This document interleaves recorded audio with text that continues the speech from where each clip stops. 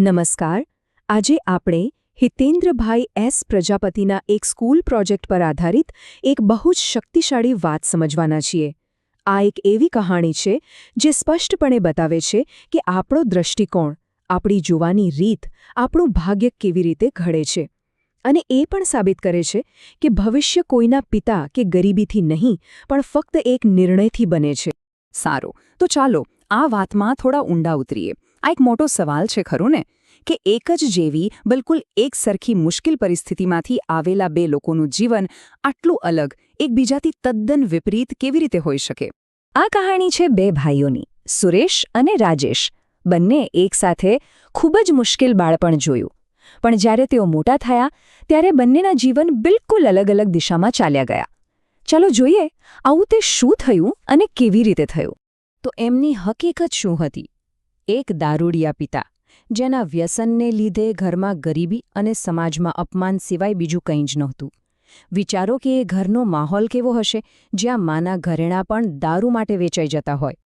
હવે અહીંયા વાત બહુ જ રસપ્રદ બને છે. અહીં આપણે એમના બાળપણની એક ખાસ ક્ષણ જોઈ શકીએ છીએ જ્યાંથી બધું જ બદલાઈ ગયું. અનુભવ એક જ હતો, પણ એ અનુભવ પછી લેવાયેલા એક નાનકડા નિર્ણયે બંનેના રસ્તા હંમેશા માટે જુદા કરી દીધા. તો સૌથી પહેલાં આપણે મોટા ભાઈ સુરેશના રસ્તા પર જઈએ, જોઈએ કે એણે કયો માર્ગ પસંદ કર્યો. અને જુઓ, 20 વર્ષ પછી શું થાય છે. સુરેશનું જીવન ક્યાં જઈને અટક્યું? એના બાળપણના એક નિર્ણયનું પરિણામ આ હતું. ગટરમાં, નશામાં ધૂત, એકદમ લાચાર હાલતમાં. એની આખી જિંદગી બરબાદ થઈ ચૂકી હતી. કોઈ આશા નહીં, કશું જ નહીં. અને એની માનસિકતા કેવી હતી? એના પોતાના જ શબ્દોમાં સાંભળો. એ સીધો દોષ કોને આપે છે? સંજોગોને, એના પિતાને. એ સ્પષ્ટપણે માને છે કે આમાં એનો કોઈ જ વાંક નથી. જે થવાનું હતું એ જ થયું. સારું, હવે વારો છે બીજા ભાઈ રાજેશનો. ચાલો જોઈએ કે એ જ શરૂઆતથી, એ જ પરિસ્થિતિમાંથી એક તદ્દન અલગ કહાણી કેવી રીતે સર્જાય છે. અને અહીં જુઓ, તફાવત તો જુઓ, જમીન આસમાનનો. 20 વર્ષ પછી રાજેશ ક્યાં છે? એક સફળ ઉદ્યોગપતિ, એની પોતાની ભવ્ય ઓફિસમાં. ક્યાં એક ભાઈ ગટરમાં પડ્યો હતો અને ક્યાં બીજો સફળતાના શિખર પર બેઠો હતો. તો સવાલ એ છે કે આવું થયું કેવી રીતે? આ ચમત્કાર પાછળનું કારણ શું હતું? જવાબ રાજેશના પોતાના જ શક્તિશાળી શબ્દોમાં છે. એણે એ જ સંજોગોને, એ જ દુઃખને પોતાની નિષ્ફળતાનું બહાનું ન બનાવ્યું, પણ એને જ પોતાની સફળતાની તાકાત બનાવી દીધી. તો હવે આખી વાતનો સાર સમજવા માટે આપણે આ બંને ભાઈઓના દૃષ્ટિકોણને સામસામે મૂકીને જોઈએ કે ખરો ફરક ક્યાં હતો. અહીં જુઓ, આ તફાવત એકદમ સ્પષ્ટ છે. સુરેશ માટે એના પિતા નિષ્ફળતાનું એક બહાનું હતા, જ્યારે રાજેશ માટે એ જ પિતા એક ઉદાહરણ હતા. પણ કેવું ઉદાહરણ? કે મારે આવું નથી બનવું. એક સંજોગોને દોષ આપે છે, બીજો જવાબદારી ઉપાડે છે.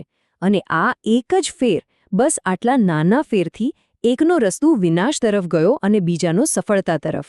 આમ સુરેશે જે રસ્તો પકડ્યો એને આપણે કહી શકીએ બહાનાનો રસ્તો. મતલબ કે પોતાની હાલત માટે હંમેશા બીજાને કે બહારના સંજોગોને જવાબદાર ગણવા.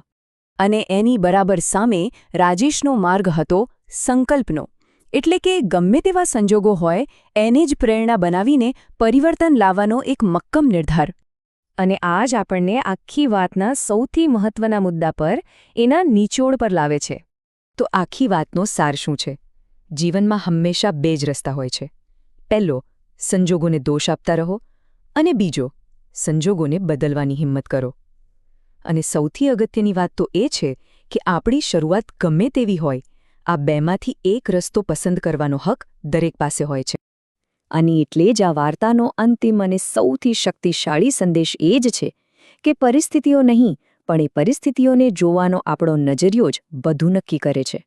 જીવન દરેક વળાંક પર આપણને બે વિકલ્પ આપે છે. કાં તો બહાના શોધો, કાં તો સંકલ્પ કરો. પસંદગી આપણી પોતાની છે. અને એ જ એક પસંદગી આપણું આખું ભવિષ્ય નક્કી કરે.